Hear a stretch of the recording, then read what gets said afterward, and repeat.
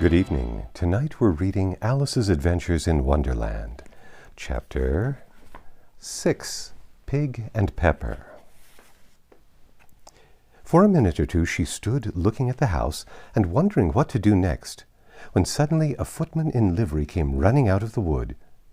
She considered him to be a footman because he was in livery, otherwise, judging by his face only, she would have called him a fish, and rapped loudly at the door with his knuckles.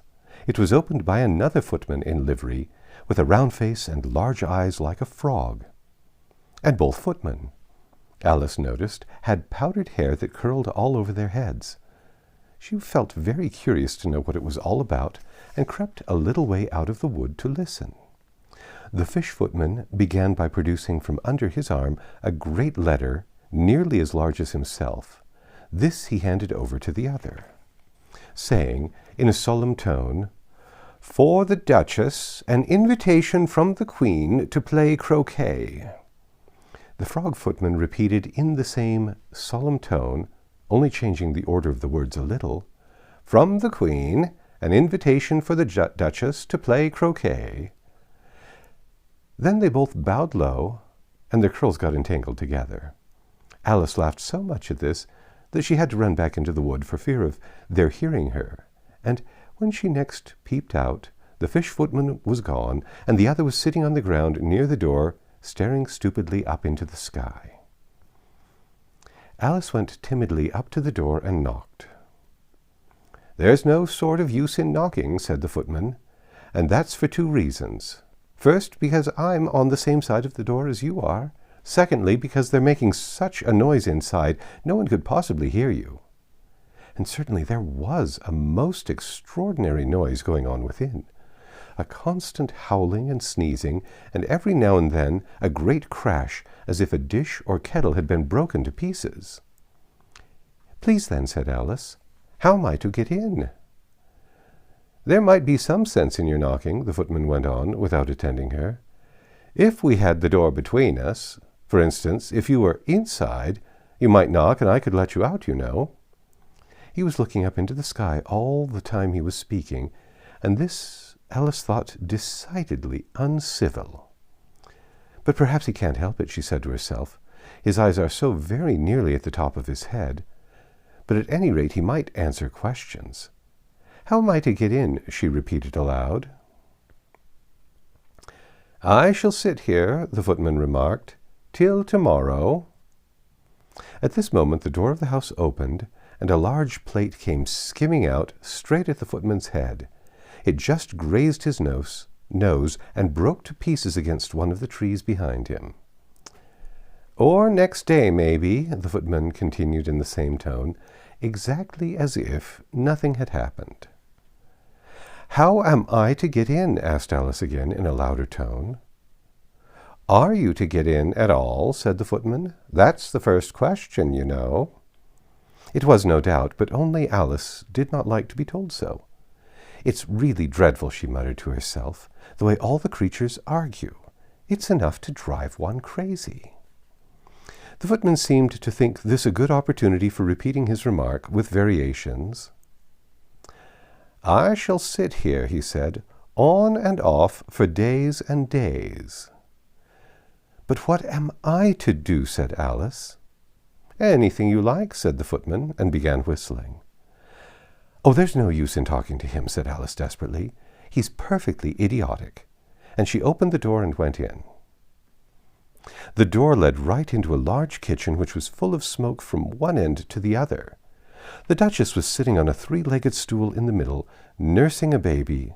The cook was leaning over the fire, stirring a large cauldron, which seemed to be full of soup. "There's certainly too much pepper in that soup," Alice said to herself, as well as she could for sneezing. There was certainly too much of it in the air. Even the Duchess sneezed occasionally. And as for the baby, it was sneezing and howling alternately without a moment's pause. The only two creatures in the kitchen that did not sneeze were the cook and a large cat which was lying on the hearth and grinning from ear to ear. "Please, would you tell me," said Alice a little timidly, for she was not quite sure whether it was good manners for her to speak first, "Why your cat grins like that?" "It's a Cheshire cat," said the Duchess, "and that's why. Pig!" She said the last word with such sudden violence that Alice quite jumped, but she saw in another moment that it was addressed to the baby and not to her. So she took courage and went on again. "I didn't know that Cheshire cats always grinned. In fact, I didn't know that cats could grin." "They all can," said the Duchess, "and most of 'em do." "I don't know any that do," Alice said very politely, feeling quite pleased to have got into a conversation. "You don't know much," said the Duchess, "and that's a fact." Alice did not like at all the tone of this remark, and thought it would be well to introduce some other subject of conversation. While she was trying to fix on one, the cook took the cauldron of soup off the fire, and at once set to work, throwing everything within her reach at the Duchess and the baby. The fire irons came first, then followed by a shower of saucepans, plates, and dishes. The Duchess took no notice of them even when they hit her, and the baby was howling so much already that it was quite impossible to say whether the blows hurt it or not. "Oh, please mind what you're doing," cried Alice, jumping up and down in an agony of terror. "Oh, there goes his precious nose," as an unusually large saucepan flew close by it, and very nearly carried it off. "If everybody minded their own business," the Duchess said in a hoarse growl, "the world would go round a deal faster than it does." "Which would not be an advantage," said Alice, who felt very glad to get an opportunity of showing off a little of her knowledge. "Just think what work it would take with the day and the night. You see, the earth takes 24 hours to turn round on its axis." "Talking of axes," said the Duchess, "chop off her head." Alice glanced rather anxiously at the cook to see if she meant to take the hint, but the cook was busily stirring the soup and seemed not to be listening. So she went on again. 24 hours, I think, or is it 12? "Oh, don't bother me," said the Duchess. "I never could abide figures." And with that she began nursing her child again, singing a sort of lullaby to it as she did so, and giving it a violent shake at the end of every line. "Speak roughly to your little boy, and beat him when he sneezes. He only does it to annoy, because he knows it teases." The chorus, in which the cook and the baby joined, "Wow, wow, wow." While the Duchess sang the second verse of the song, she kept tossing the baby violently up and down, and the poor little thing howled so that Alice could hardly hear the words. "Speak severely to my boy. I beat him when he sneezes, for he can thoroughly enjoy the pepper when he pleases." Wow, wow, wow. "Here, you may nurse it a bit if you like," the Duchess said to Alice, flinging her baby at her as she spoke. "I must go and get ready to play croquet with the Queen," and she hurried out of the room. The cook threw a frying pan after her as she went, but it just missed her. Alice caught the baby with some difficulty, as it was a queer-shaped little creature, and held out its arms and legs in all directions. Just like a starfish, thought Alice. The poor little thing was snorting like a steam engine when she caught it, and it kept doubling itself up and straightening itself out again, so that altogether, for the first minute or two, it was as much as she could do to hold it. As soon as she had made out the proper way of nursing it, which was to twist it up into a sort of knot and then keep tight hold of its right ear and left foot so as to prevent its undoing itself, she carried it out into the open air. "If I don't take this child away with me," thought Alice, "they're sure to kill it in a day or two. Wouldn't it be murder to leave it behind?" She said the last words out loud, and the little thing grunted in reply. It had left off sneezing by this time. "Don't grunt," said Alice. "That's not at all a proper way of expressing yourself."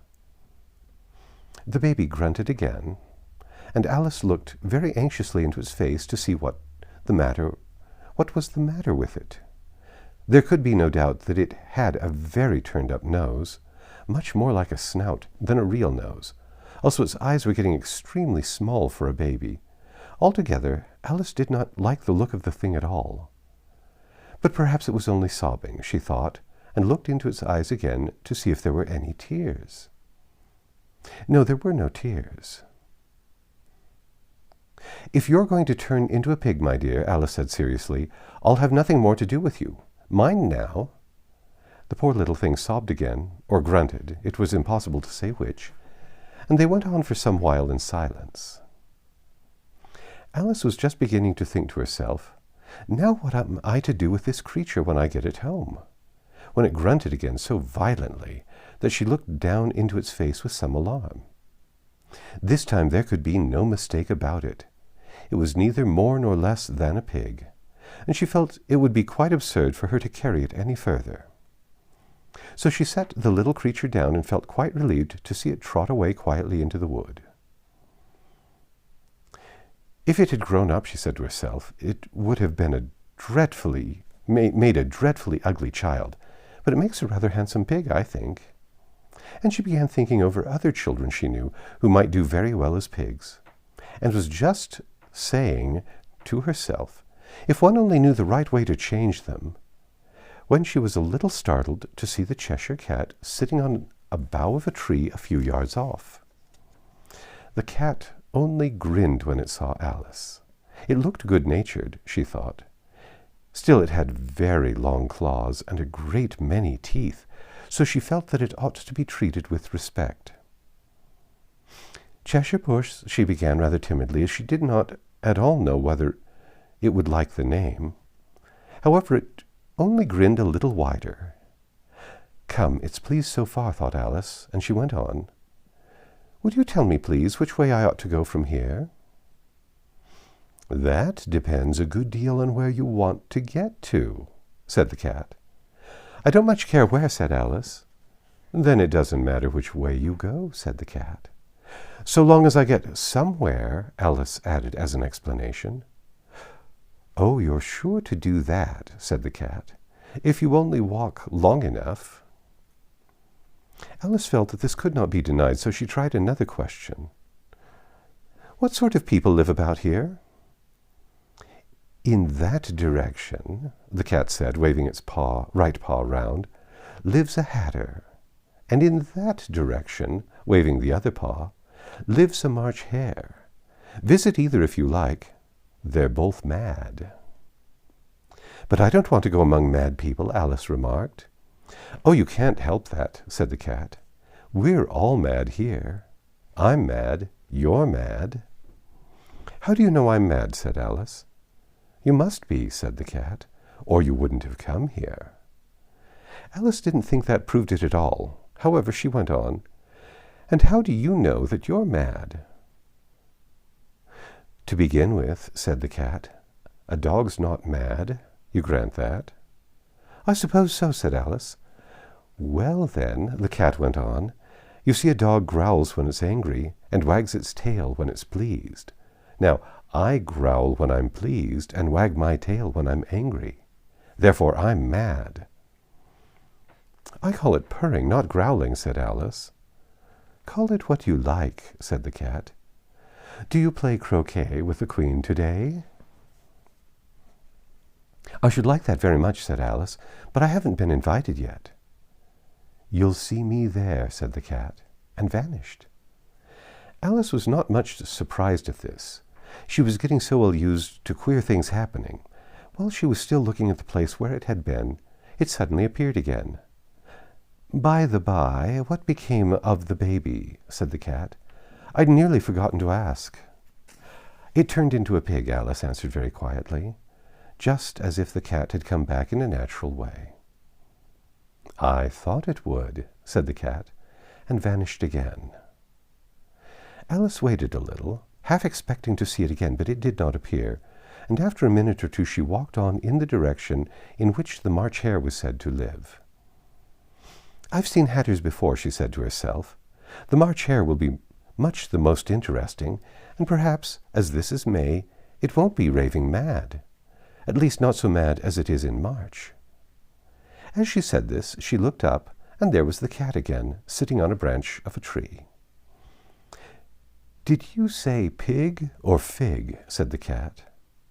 "I said pig," replied Alice, "and I wish you wouldn't keep appearing and vanishing so suddenly. You make one quite giddy." "All right," said the cat. and this time it vanished quite slowly, beginning with the end of its tail and ending with the grin, which remained some time after the rest of it had gone.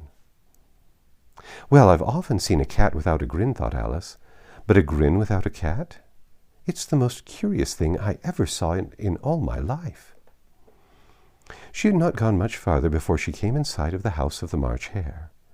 She thought it must be the right house, because the chimneys were shaped like ears, and the roof was thatched with fur.